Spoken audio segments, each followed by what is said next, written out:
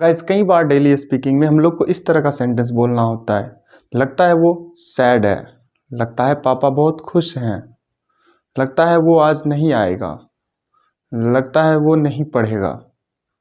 इस तरह के सेंटेंस को इंग्लिश में बदलने के लिए हम लोग एक एडवांस स्ट्रक्चर का इस्तेमाल करते हैं। तो चलिए देखते हैं स्ट्रक्चर को। सबसे पहले इट सीम्स दैट और उसके बाद सेंटेंस जो बोलना चाहेंगे वो बोलेंगे। सीम इसका मतलब होता है लगता है। तो चलिए कुछ एग्जांपल्स को देखते हैं और समझने का कोशिश करते हैं। लगता है वो बहुत सैड है। It seems that he is sad. लगता है पापा बहुत खुश हैं। It seems that father is very happy. लगता है वो आज नहीं आएगा।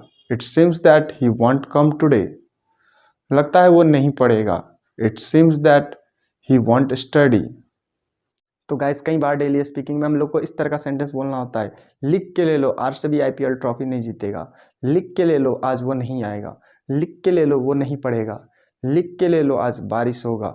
इस तरह का सेंटेंस को इंग्लिश में बदलने के लिए हम लोग एडवांस स्ट्रक्चर का इस्तेमाल करते हैं। तो चलिए देखते हैं स्ट्रक्चर को। सबसे पहले मार्क माई वर्ड, उसके बाद जो सेंटेंस बोलना चाहेंगे वो बोलेंगे। तो कुछ एग्जाम्पल्स को देखते हैं और समझने का कोशिश करते हैं। लिख के ले लो आरसीबी आईपीएल ट्रॉफी नहीं जीतेगा। Mark my word RCB will not win the IPL trophy. लिख के ले लो वो नहीं पढ़ेगा। Mark my word he will not study. लिख के ले लो आज वो नहीं आएगा। Mark my word he will not come today.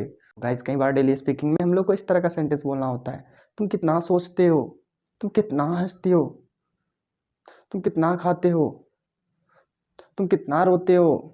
इस तरह का सेंटेंस को इंग्लिश में बदलने के लिए एक एडवांस स्ट्रक्चर का इस्तेमाल करते हैं। तो चलिए देखते हैं स्ट्रक्चर को।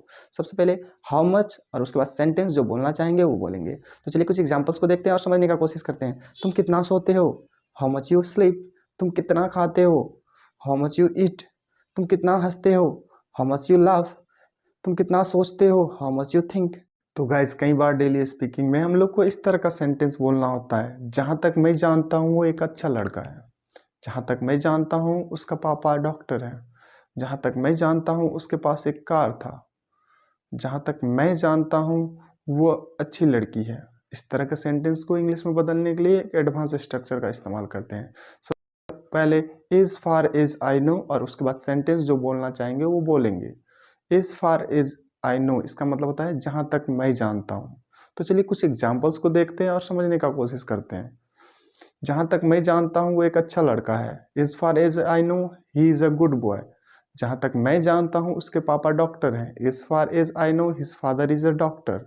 जहाँ तक मैं जानता हूँ उसके पास एक कार था। As far as I know he had a car.